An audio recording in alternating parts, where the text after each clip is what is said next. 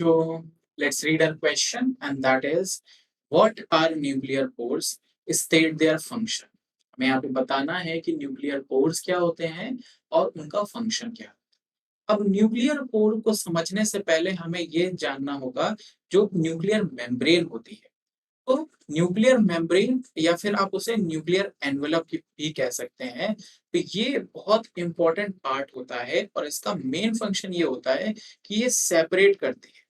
किसको करती है? Separates the nucleus from cytoplasm. और ये ना सिर्फ सेपरेट करती है बल्कि न्यूक्लियस को बाउंड भी करती है चारों तरफ से।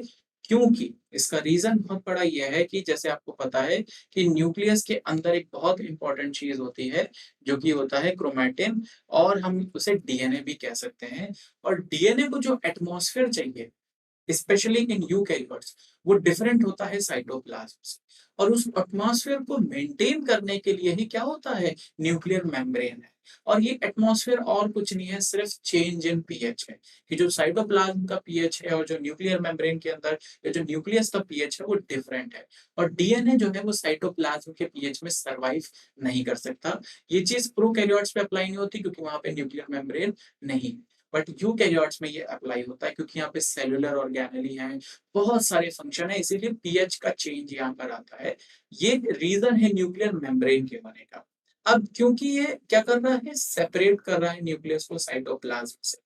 अब जब भी हम न्यूक्लियर मेम्ब्रेन की बात करेंगे, specifically in the case of nucleus, यहाँ पे हमारे पास दो मेम्ब्रेन होती है। एक होती है इनर मेम्ब्रेन और एक होती है outer membrane.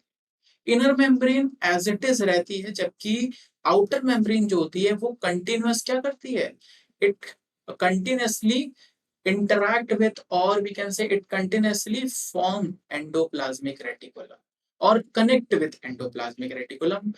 we can simply say कि वो डायरेक्टली उसके साथ कनेक्ट करती है और एंडोप्लाज्मिक रेटिकुलम में आरएनए या प्रोटीन को पहुंचाती है। अब क्या होता है, न्यूक्लियर पोर बनने का जो प्रोसेस है वो ये है कि ये जो हमारे पास मेम्ब्रेन है, inner and outer membrane, they fuse with each other.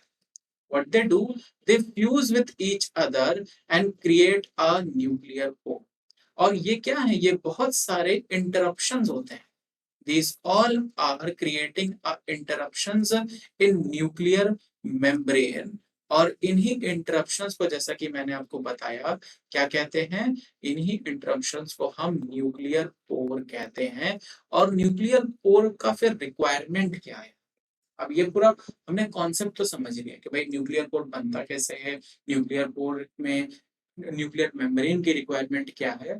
तो न्यूक्लियर पोर का कैरेक्टरिस्टिक फंक्शन ये है कि बिना न्यूक्लियर पोर के, जैसा मैंने आपको बताया, डीएनए तो बाहर आ नहीं सकता, लेकिन हमें आरएनए और प्रोटीन्स तो चाहिए।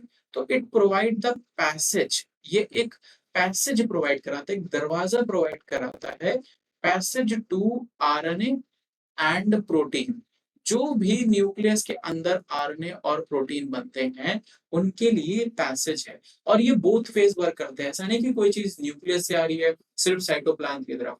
ये साइटोप्लाज्म से न्यूक्लियस में भी जा सकती है। जैसे किसी वायरस का डीएनए जो होता है वो क्या करता है, अब जैसे यहाँ पे हम एक बहुत अच्छी चीज डिस्कस कर सकते हैं कि जो वायरस का जो डीएनए है वो तो कैसे सरवाइव करेगा। इसीलिए बहुत जल्दी हमारे अंदर इन्फेक्शंस नहीं हो पाते हैं, क्योंकि अगर वो डीएनए वायरस है तो उसको हार्म पहुंचाने के लिए उसको अपना प्रोटीन कोड रखना पड़ेगा। जबकि हम जब स्टडी करते हैं तो क्या होता है कि प्रोटीन कोड जो है वो तो मेम्ब्रेन के बाहर ही क्या होता है, ब्रेक हो जाता है। तो वायरसेस भी बहुत सारे टैक्टिक्स यूज करते हैं। और यहाँ पे हम इस चीज का बड़े अच्छे से एग्जांपल समझ सकते हैं कि इसीलिए बहुत सारे डीएनए बेस्ड वायरस इन्फेक्ट नहीं करते, बट आरएनए बेस्ड वायरस जो होते हैं वो इन्फेक्ट कर जाते हैं, क्योंकि आरएनए साइटोप्लाज्म में सरवाइव कर लेता है। और यही चीज समझनी है कि कोई भी चीज जैसे आरएनए और प्रोटीन न्यूक्लियस से बाहर आना है, बाहर इन द सेंस साइटोप्लाज्म में आना है, तो वो आराम से आ जाएगा। बट उसके लिए उसको किससे गुजरना है? न्यूक्लियर पोर से। Without nuclear pore there is no way कि ये क्या कर सकते हैं, आरएनए और प्रोटीन जो है जिनकी हम बात कर रहे हैं ये बाहर आ सकते हैं। और यही काम होता है न्यूक्लियर पोर्स का। क्या है ये? ये न्यूक्लियर मेम्ब्रेन है जो जो कि न्यूक्लियस को सेपरेट करती है साइटोप्लाज्म से और उस न्यूक्लियस को बाउंड भी करती है। इसमें जो इनर मेम्ब्रेन और जो आउटर मेम्ब्रेन है, ये एक दूसरे के साथ फ्यूज करके बहुत सारे इंटरप्शंस क्रिएट करते हैं, जिनको हम न्यूक्लियर पोर्स बोलते हैं। और इनकी खास बात ये है न्यूक्लियर पोर्स की कि ये एक पैसेज प्रोवाइड कराते हैं आरएनए और प्रोटीन को in both ways, from nucleus to cytoplasm और cytoplasm to nucleus, to transport this RNA and protein. I hope this will help you. Thank you.